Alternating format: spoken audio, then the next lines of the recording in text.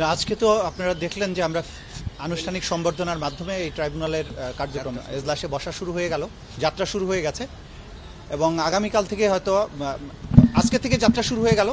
এখন আমরা এইখানে পুরাতন যে ট্রাইব্যুনালটা আছে, ট্রাইব্যুনাল 1 থেকে কিছু মামলা এখানে ট্রান্সফার হয়ে আসবে বলে আমরা আশা করছি, আর কিছু নতুন মামলা এখানে আমরা দাখিল করব এবং এর মাধ্যমে এই ট্রাইব্যুনাল সম্পূর্ণভাবে কার্যকর হবেন এবং তারা কাজ শুরু করে দেবেন ইনশাআল্লাহ।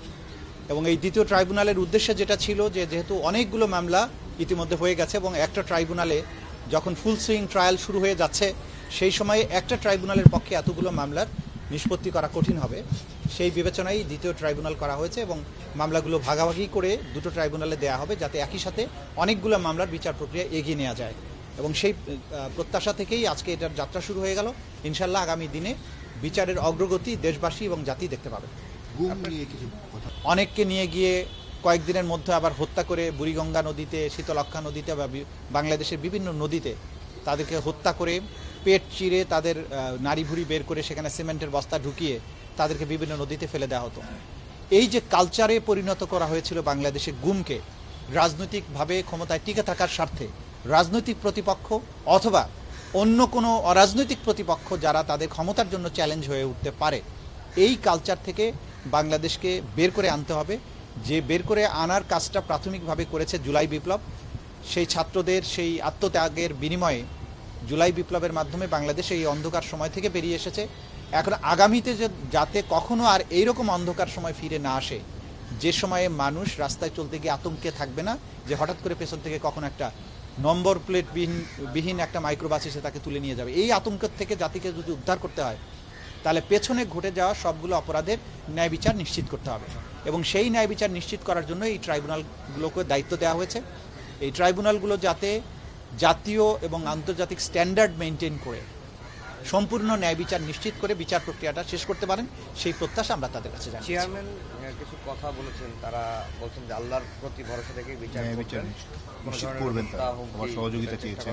একটা গ্রুপ চেষ্টা করছে।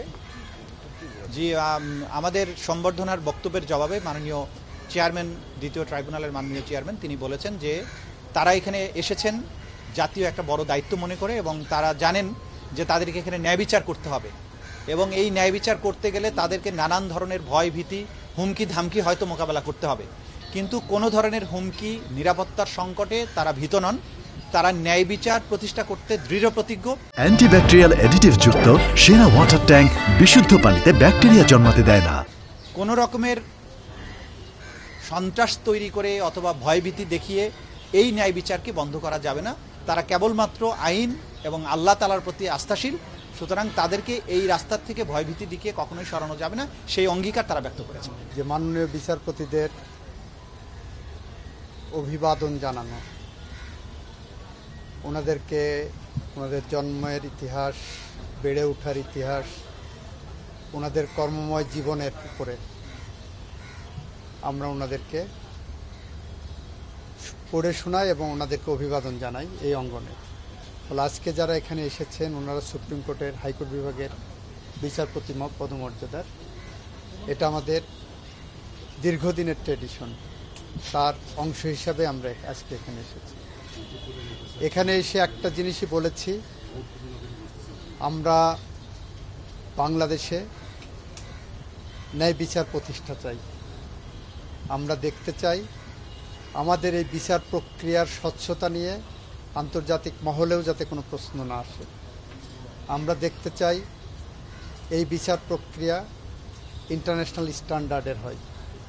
আমরা বলেছি এখানে একদিকে বিগত 17 বছরে বাংলাদেশের মানুষের উপর ঘটে যাওয়া সমস্ত রকম অন্যায়, অত্যাচার, অবিচারের বিরুদ্ধে ন্যায় বিচারের যেমন প্রত্যাশা, অ্যাট দি সেম টাইম এই ন্যায় বিচার প্রতিষ্ঠায় কোনো প্রশ্নবোধক চিহ্ন যাতে না থাকে, আন্তর্জাতিক মানদণ্ডে যাতে ন্যায় বিচারটা করা হয় সেটাও নিশ্চিত করা। এটা আমাদের কাছে, ট্রাইব্যুনালের কাছে, আপনাদের কাছে প্রত্যাশা। এটাই আমাদের কথা। স্যার আরেকটা কথা বলছিলেন স্যার, আপনি দিনের ভোট যাতে রাতে না, এরকম একটা কথা। এই ন্যায় বিচার প্রতিষ্ঠা হলেই বাংলাদেশের ইতিহাসে আর যাতে কেউ ক্ষমতায় টিকে থাকার জন্য দিনের ভোট রাতে করতে সাহস না করে, সে যেই হোক, সেই পথ, সেই আলোর পথ দেখানোর জন্য হলেও আন্তর্জাতিক মানদণ্ডে এই ন্যায় বিচার প্রতিষ্ঠা করা প্রয়োজন, এটাই বলেছি। Okay sir, thank you. আসসালামু আলাইকুম।